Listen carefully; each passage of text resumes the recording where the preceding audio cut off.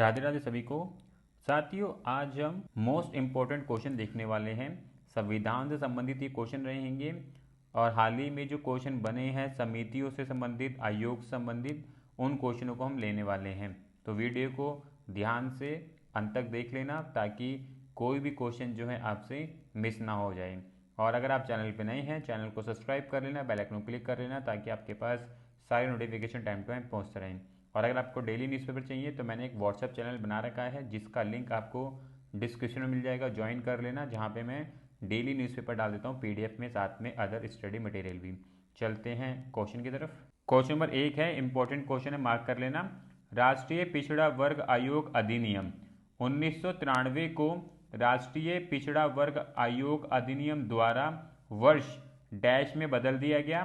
तो ये कब बदला गया था? राष्ट्रीय पिछड़ा वर्ग आयोग तो वर्ष 2018 में एक संशोधन किया गया, और संशोधन क्या था? 102वां संशोधन किया गया था, जिसमें संसद के द्वारा राष्ट्रीय पिछड़ा वर्ग अधिनियम 1993 को निरस्त कर दिया गया और 102वां संविधान संशोधन अधिनियम पारित किया गया 2018 को, जिसमें पिछड़ा वर्ग आयोग को संवैधानिक दर्जा अनुच्छेद 340 प्रदान किया गया।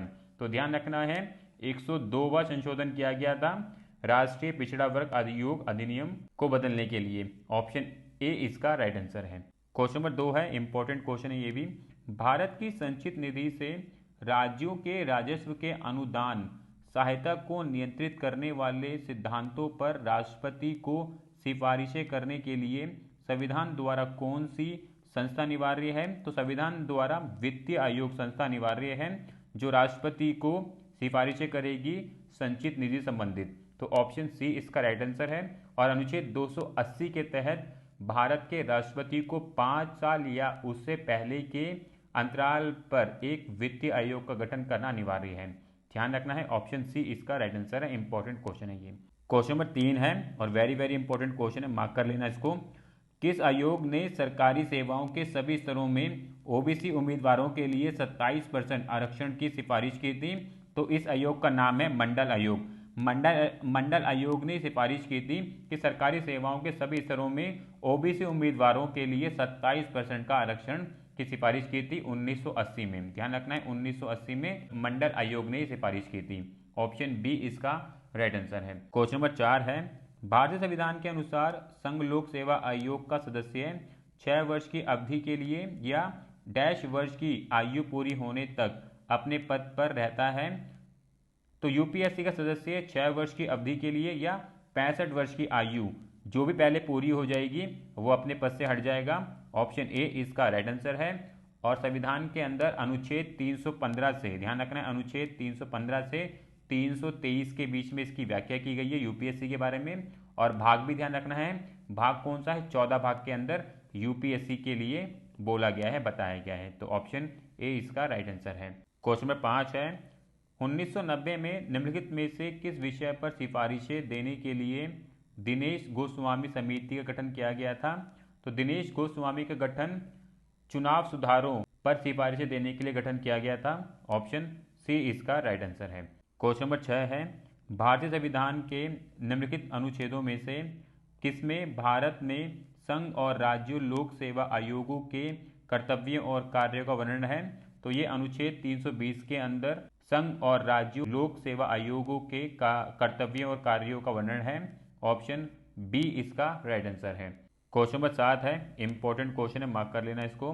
राष्ट्रीय अनुसूचित जनजाति आयोग निम्नलिखित में से किस वर्ष में एक पृथक आयोग के रूप में अस्तित्व में आया था? तो राष्ट्रीय अनुसूचित जनजाति आयोग वर्ष 2004 में एक पृथक आयोग के रूप में अस्तित्व में आया था। ऑप्शन सी इसका राइट आंसर है। 65वां, ध्यान रखना है आपको, 65वां संविधान संशोधन अधिनियम 1990, ध्यान रखना है, 1990 के द्वारा अनुच्छेद 338 के अधीन अनुसूचित जातियों और अनुसूचित जनजातियों के लिए राष्ट्रीय आयोग का गठन किया गया। फिर क्या किया गया? 89वां संविधान संशोधन किया गया जिसमें अनुसूचित जनजाति आयोग का पृथक रूप से गठन किया गया। तो 89वां 2004 में संशोधन किया गया जहां पे एक पृथक आयोग का गठन किया गया था वर्ष 2004 89 व संशोधन करके। ठीक है, तो ऑप्शन सी इसका राइट आंसर है। क्वेश्चन नंबर 8 है, वेरी इंपॉर्टेंट क्वेश्चन है, मार्क कर लेना इसको। नीति आयोग के अध्यक्ष निम्नलिखित में से कौन है? तो नीति आयोग के अध्यक्ष भारत के प्रधानमंत्री नरेंद्र मोदी हैं। ऑप्शन बी इसका राइट आंसर है। और योजना आयोग को 1 जनवरी, ध्यान रखना है, 1 जनवरी 2015 को एक नई संस्था नीति आयोग द्वारा प्रतिस्थापित किया गया, जिसमें सहकारी संघवाद की भावना को प्रतिध्वनित करते हुए अधिकतम शासन न्यूनतम सरकार की परिकल्पना के लिए बॉटम अप दृष्टिकोण पर जोर दिया गया। तो 2015 में योजना आयोग का नाम बदलकर नीति आयोग का नाम रख दिया गया और कोशिश की गई और जोर दिया गया इस चीज के ऊपर कि अधिकतम शासन न्यूनतम सरकार हो, जिससे क्या होगा, बॉटम अप दृष्टिकोण पर जोर दिया गया। तो ध्यान रखना है, नीति आयोग का अध्यक्ष प्रधानमंत्री होता है और फिर प्रधानमंत्री जो है उप अध्यक्ष की नियुक्ति करता है। तो ऑप्शन बी इसका राइट आंसर है। क्वेश्चन नंबर 9 है, राज्य लोक सेवा आयोग के अध्यक्ष का कार्यकाल कितना होता है? तो राज्य लोक सेवा आयोग के अध्यक्ष का कार्यकाल 6 वर्ष या 62 वर्ष की आयु, जो भी पहले हो उसका कार्यकाल निर्धारित होता है। ऑप्शन ए इसका राइट आंसर है। क्वेश्चन नंबर 10 है, लोक लेखा समिति के सदस्यों को कितनी अवधि के लिए चुना जाता है? तो लोक लेखा समिति के सदस्यों को 1 वर्ष की अवधि के लिए चुना जाता है। ऑप्शन ए इसका राइट आंसर है। और लोक लेखा समिति के अंदर 7 राज्यसभा से सदस्य होते हैं और 15 लोकसभा से सदस्य होते हैं। तो ऑप्शन ए इसका राइट आंसर है। क्वेश्चन नंबर 11 है, निम्नलिखित में से किसकी स्थापना भारतीय संविधान के अनुच्छेद के अधीन निश्चित उपबंध के अनुसार की गई थी? तो भारतीय संविधान के अनुच्छेद के अनुसार संघ लोक सेवा आयोग और चुनाव आयोग, इन दोनों की स्थापना की गई थी और इन दोनों की व्याख्या जो है हमारे संविधान के अंदर की गई है।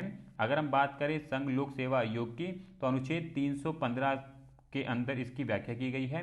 वहीं पे चुनाव आयोग की व्याख्या अनुच्छेद 324 के अंदर आपको मिलेगी। तो दोनों की स्थापना जो है भारतीय संविधान के अनुच्छेद के अधीन निश्चित उपबंध के अनुसार की गई है। तो ऑप्शन ए और सी इसके दोनों ही राइट आंसर है। ठीक है, क्वेश्चन नंबर 12 है, पी के थुगन समिति किससे संबंधित है? तो पी के थुगन समिति पंचायती राज संबंधित है। ऑप्शन डी इसका राइट आंसर है। पी के थुगन समिति को पंचायती राज व्यवस्था से संबंधित स्थापित किया गया था। तो ऑप्शन डी इसका राइट आंसर है। क्वेश्चन नंबर 13 है, निम्नलिखित में से किस निकाय का संविधान में उल्लेख नहीं किया गया है? तो संविधान के अंदर राष्ट्रीय मानवाधिकार आयोग का उल्लेख नहीं किया गया है। ऑप्शन बी इसका राइट आंसर है। क्वेश्चन नंबर 14 है, वेरी इंपॉर्टेंट क्वेश्चन है, मार्क कर लेना इसको। पुंशी आयोग किससे संबंधित है? तो पुंशी आयोग केंद्र और राज्यों के संबंध से संबंधित है। ऑप्शन सी इसका राइट आंसर है। वर्ष 2007 में इसकी स्थापना की गई थी, केंद्र और राज्यों के संबंधों से संबंधित। तो ऑप्शन सी इसका राइट आंसर है, इंपॉर्टेंट है, मार्क कर लेना इसको। क्वेश्चन नंबर 15 है, ये भी इंपॉर्टेंट क्वेश्चन है, मार्क कर लेना इसको भी। भारत के प्रथम पिछड़ा वर्ग आयोग का नेतृत्व डैश ने किया था? तो भारत के प्रथम पिछड़ा वर्ग आयोग का नेतृत्व काका कालेकर ने किया था। ऑप्शन सी इसका राइट आंसर है। जनवरी 1953 में काका कालेकर की अध्यक्षता में प्रथम पिछड़ा वर्ग आयोग का गठन किया गया था। तो ऑप्शन सी इसका राइट आंसर है, इंपॉर्टेंट है, मार्क कर लेना इसको। क्वेश्चन नंबर 16 है, स्वतंत्रता के बाद राष्ट्रीय विकास परिषद का गठन कब किया गया था? स्वतंत्रता के बाद राष्ट्रीय विकास परिषद का गठन 6 अगस्त 1952 को किया गया था। ऑप्शन डी इसका राइट आंसर है। क्वेश्चन नंबर 17 है, इंपॉर्टेंट क्वेश्चन है, मार्क कर लेना इसको। निम्नलिखित विकल्पों में से किसके सदस्यीय राज्यों के मुख्यमंत्री होते हैं? तो राज्यों के मुख्यमंत्री राष्ट्रीय विकास परिषद के सदस्य होते हैं। ऑप्शन सी इसका राइट आंसर है। और राष्ट्रीय विकास परिषद की स्थापना 6 अगस्त 1952 को हुई थी, हमने पीछे पढ़ा है इसके बारे में अभी। और प्रधानमंत्री इसकी अध्यक्षता करते हैं, ध्यान रखना है, राष्ट्रीय विकास परिषद की अध्यक्षता हमारे प्रधानमंत्री करते हैं, पीएम करते हैं। तो ये इंपॉर्टेंट है, इसको ध्यान रखना है आपको। क्वेश्चन नंबर 18 है, डैश वित्तीय आयोग के अध्यक्ष और सदस्यों की नियुक्ति करता है? तो राष्ट्रपति वित्तीय आयोग के अध्यक्ष और सदस्यों की नियुक्ति करता है। ऑप्शन बी इसका राइट आंसर है। और अनुच्छेद 280 के अनुसार भारत के राष्ट्रपति द्वारा वित्तीय आयोग का गठन किया जाता है। तो ऑप्शन बी इसका राइट आंसर है। चलते हैं नेक्स्ट क्वेश्चन की तरफ। क्वेश्चन नंबर 19 है, वित्तीय आयोग की नियुक्ति के बारे में भारतीय संविधान के निम्नलिखित में से कौन से अनुच्छेद में उल्लेख किया गया है? तो भारतीय संविधान के अनुच्छेद 280 के अंदर वित्तीय आयोग की नियुक्ति के लिए उल्लेख किया गया है। ऑप्शन डी इसका राइट आंसर है, इंपॉर्टेंट है, ध्यान रखना है आपको ये। क्वेश्चन नंबर 20 है और ये क्वेश्चन दोबारा से रिपीट हो चुका है, वित्तीय आयोग वाला ये है, ठीक है। चलते हैं नेक्स्ट क्वेश्चन की तरफ। क्वेश्चन नंबर 21 देख लो, वित्तीय आयोग का गठन राष्ट्रपति द्वारा प्रत्येक डैश वर्ष की समाप्ति पर किया जाता है? तो प्रत्येक 5 वर्ष की समाप्ति पर वित्तीय आयोग का गठन किया जाता है। ऑप्शन सी इसका राइट आंसर है। क्वेश्चन नंबर 22 है, भारत के वित्तीय आयोग की नियुक्ति कौन करता है? तो भारत के वित्तीय आयोग की नियुक्ति राष्ट्रपति करता है। ऑप्शन सी इसका राइट आंसर है। क्वेश्चन नंबर 23 है, निम्नलिखित में से कौन भारत के 15वें वित्तीय आयोग के अध्यक्ष हैं? तो 15वें वित्तीय आयोग के अध्यक्ष N.K. सिन्हा हैं। ऑप्शन बी इसका राइट आंसर है। क्वेश्चन नंबर 24 है, भाषाई आधार पर राज्यों के पुनर्गठन का अध्ययन करने वाले आयोग के अध्यक्ष कौन थे, जिसकी घोषणा 1953 में उस समय के प्रधानमंत्री पंडित जवाहरलाल नेहरू ने की थी? तो भाषाई आधार पर राज्यों के पुनर्गठन का अध्ययन करने के लिए आयोग के अध्यक्ष फजल अली थे। ऑप्शन डी इसका राइट आंसर है। चलते हैं नेक्स्ट क्वेश्चन की तरफ।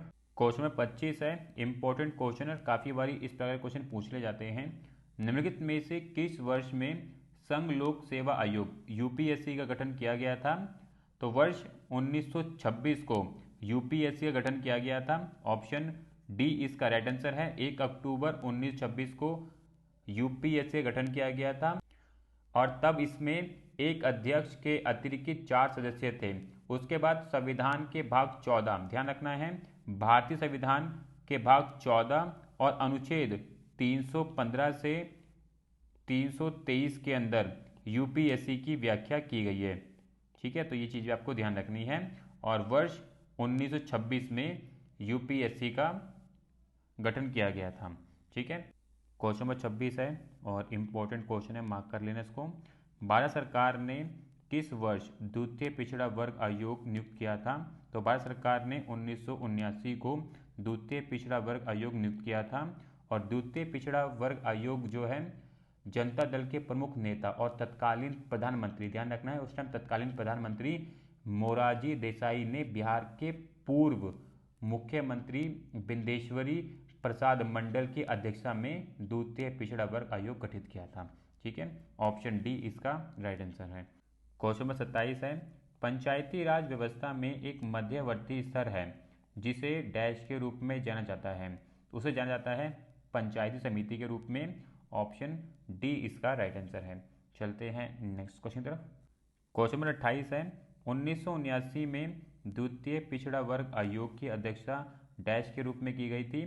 तो हमने पीछे पढ़ा था, तो द्वितीय पिछड़े वर्ग आयोग की अध्यक्षता बीपी मंडल के द्वारा की गई थी। ऑप्शन बी इसका राइट आंसर है और बीपी मंडल का नाम क्या है? बिंदेश्वरी प्रसाद मंडल। तो ऑप्शन बी इसका राइट आंसर है, ठीक है। क्वेश्चन नंबर 29 है, किस आयोग ने सुझाव दिया था कि केंद्र सरकार की नौकरियों में अन्य पिछड़ा वर्ग ओबीसी को आरक्षण मिलना चाहिए? तो ये सुझाव दिया था मंडल आयोग ने। ऑप्शन ए इसका राइट आंसर है। क्वेश्चन नंबर 30 है, किस पार्टी की सरकार ने वर्ष 1978 में द्वितीय पिछड़ा वर्ग आयोग का गठन करने की घोषणा की थी? तो उस टाइम सरकार थी जनता दल की। ऑप्शन सी इसका राइट आंसर है और उस टाइम के प्रधानमंत्री कौन थे? मोरारजी देसाई, ठीक है। चलते हैं नेक्स्ट क्वेश्चन की तरफ। क्वेश्चन नंबर 31 है, भाषाई आधार पर राज्यों के पुनर्गठन की मांगों का अध्ययन करने के लिए 1948 में भारतीय राष्ट्रीय कांग्रेस द्वारा एक समिति का गठन किया गया था। इस समिति के अध्यक्ष कौन थे? तो इस समिति के अध्यक्ष थे S.K. धर। ऑप्शन ए इसका राइट आंसर है। क्वेश्चन नंबर 32 है, निम्नलिखित में से कौन सा संवैधानिक निकाय नहीं है? तो संवैधानिक निकाय नहीं है, वो है राष्ट्रीय महिला आयोग। ऑप्शन डी इसका राइट आंसर है। क्वेश्चन नंबर 33 है, नीति आयोग के अध्यक्ष कौन है? तो नीति आयोग के अध्यक्ष प्रधानमंत्री हैं। ऑप्शन बी इसका राइट आंसर है। और नीति आयोग पहले योजना आयोग के नाम से जाना जाता था, पर 1 जनवरी 2015 को योजना आयोग का नाम बदल के नीति आयोग रखा गया और इसकी अध्यक्षता जो है प्रधानमंत्री के द्वारा की जाती है, ठीक है। चलते हैं नेक्स्ट क्वेश्चन की तरफ। क्वेश्चन नंबर 34 है, नीति आयोग किस वर्ष अस्तित्व में आया? तो नीति आयोग वर्ष 2015 में अस्तित्व में आया। ऑप्शन सी इसका राइट आंसर है। क्वेश्चन नंबर 35 है, संविधान में निम्नलिखित में से किसके बारे में उपबंध नहीं है? तो संविधान में योजना आयोग के बारे में कोई भी उपबंध नहीं है। ऑप्शन डी इसका राइट आंसर है। योजना आयोग एक गैर संवैधानिक आयोग है, ध्यान रखना है, एक गैर संवैधानिक आयोग है योजना आयोग। इसका गठन वर्ष 1950 में केंद्रीय मंत्रिमंडल द्वारा पारित प्रस्ताव के तहत नियोग समिति के सुझाव के आधार पर किया गया था। ठीक है, फिर वर्ष 2015 में योजना आयोग का नाम बदल के नीति आयोग कर दिया गया था। ठीक है, क्वेश्चन नंबर 26 है, इंपॉर्टेंट क्वेश्चन है, निम्नलिखित में से कौन भारत के पहले लोकपाल का एक गैर न्यायिक सदस्य है? तो गैर न्यायिक सदस्य अर्चना रामसुंदरम। ऑप्शन बी इसका राइट आंसर है। और देश के पहले लोकपाल के रूप में सेवानिवृत्त न्यायाधीश पिनाकी चंद्र घोष को राष्ट्रपति रामनाथ कोविंद ने 23 मार्च, ध्यान रखना है, 23 मार्च 2019 को नियुक्त किया था।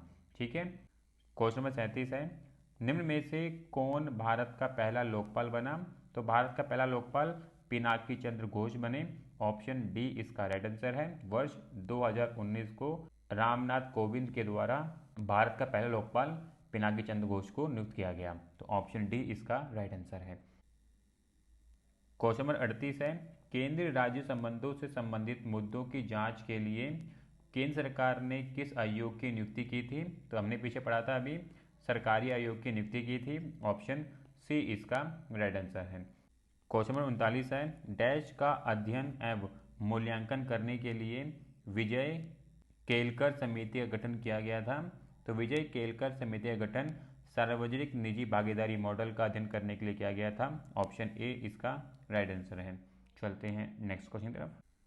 क्वेश्चन नंबर 40 है, अंतरराज्यीय परिषद की स्थापना किस समिति की अनुशंसा पर की गई थी? तो अंतरराज्यीय परिषद की स्थापना सरकारी समिति की अनुशंसा पर की गई थी। ऑप्शन ए इसका राइट आंसर है। और भारतीय संविधान के अनुच्छेद 263, ध्यान रखना है, 263 अंतरराज्यीय परिषद का प्रावधान करता है, जिसका गठन राष्ट्रीय विकास परिषद किसने किया था? राष्ट्रीय विकास परिषद तथा सरकारी आयोग की सिफारिश पर वर्ष 1990 में किया गया। ठीक है, तो ऑप्शन ए इसका राइट आंसर है। क्वेश्चन नंबर 41 है, न्यायमूर्ति राजेंद्र सचर समिति का गठन डैश का अध्ययन करने के लिए किया गया था। तो न्यायमूर्ति राजेंद्र सचर समिति का गठन भारत में मुस्लिम समुदायों की सामाजिक आर्थिक स्थिति का अध्ययन करने के लिए गठन किया गया था। ऑप्शन सी इसका राइट आंसर है। वर्ष 2005 में दिल्ली हाई कोर्ट के मुख्य न्यायाधीश राजेंद्र सचर के नेतृत्व में 7 सदस्यीय समिति बनाई गई थी। इस समिति ने अपनी रिपोर्ट 30 नवंबर, ध्यान रखना है, 30 नवंबर 2006 को लोकसभा में पेश की और इस रिपोर्ट में उक्त स्थिति के आधार पर मुसलमानों की स्थिति दयनीय बताई गई थी। ठीक है ना, तो वर्ष 2006 में इसने अपनी रिपोर्ट लोकसभा में पेश की और उस रिपोर्ट में बोला गया कि मुसलमानों की स्थिति कैसी है? दयनीय है। ठीक है, क्वेश्चन नंबर 42 है, निम्नलिखित में से कौन सी संसदीय समिति में राज्यसभा का कोई भी सदस्य शामिल नहीं होता है? तो प्रकरण समिति होती है जिसमें राज्यसभा कोई भी सदस्य शामिल नहीं होता है। ऑप्शन ए इसका राइट आंसर है। क्वेश्चन नंबर 43 है, निम्नलिखित में से कौन सी समिति को प्रकलन समिति की जुड़वा बहन कहा जाता है? तो प्रकलन समिति की जुड़वा बहन लोक लेखा समिति को कहा जाता है। ऑप्शन ए इसका राइट आंसर है। और वेरी इंपॉर्टेंट क्वेश्चन है, मार्क कर लेना, काफ़ी बारी प्रकलन समिति से क्वेश्चन डायरेक्टली पूछ लिया जाता है। ठीक है, क्वेश्चन नंबर 44 है, भारतीय संसद की सबसे बड़ी कमेटी कौन सी है?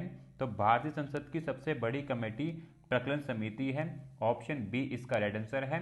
और प्रकलन समिति में लोकसभा से, ध्यान रखना है, लोकसभा से 30 सदस्य होते हैं, वहीं पे राज्यसभा से कोई भी सदस्य इस समिति का सदस्य नहीं होता है। तो इंपॉर्टेंट है, ध्यान रखना है आपको। क्वेश्चन नंबर 45 है, भारतीय मौद्रिक नीति समिति में कितने सदस्य होते हैं? तो भारतीय मौद्रिक नीति समिति में 6 सदस्य होते हैं। ऑप्शन ए इसका राइट आंसर है। क्वेश्चन नंबर 46 है, वेरी इंपॉर्टेंट क्वेश्चन है, मार्क कर लेना इसको। किस आयोग समिति की सिफारिश पर हरियाणा राज्य का गठन किया गया था? तो हरियाणा राज्य का गठन सरदार हुकुम सिंह सदस्य समिति की सिफारिश पर किया गया था। ऑप्शन डी इसका राइट आंसर है। और हरियाणा राज्य का गठन 1 नवंबर, ध्यान रखना है, 1 नवंबर 1966 को सरदार हुकुम सिंह सदस्य संसदीय समिति की सिफारिश पर किया गया। तो ऑप्शन डी इसका राइट आंसर है। क्वेश्चन नंबर 47 है, संसद की लोक लेखा समिति के अध्यक्ष की नियुक्ति कौन करता है? तो संसद की लोक लेखा समिति के अध्यक्ष की नियुक्ति लोकसभा का अध्यक्ष करता है। ऑप्शन सी इसका राइट आंसर है। क्वेश्चन नंबर 48 है, 1975 में राष्ट्रीय आपातकाल की घोषणा के समय भारत के राष्ट्रपति निम्नलिखित में से कौन थे? तो भारत के राष्ट्रपति आपातकाल के दौरान फारुद्दीन अहमद थे। ऑप्शन ए इसका राइट आंसर है। क्वेश्चन नंबर 49 है, इंपॉर्टेंट क्वेश्चन है, मार्क कर लेना इसको।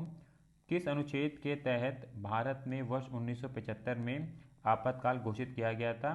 तो अनुच्छेद 352 के तहत भारत में आपातकाल घोषित किया गया था। ऑप्शन डी इसका राइट आंसर है।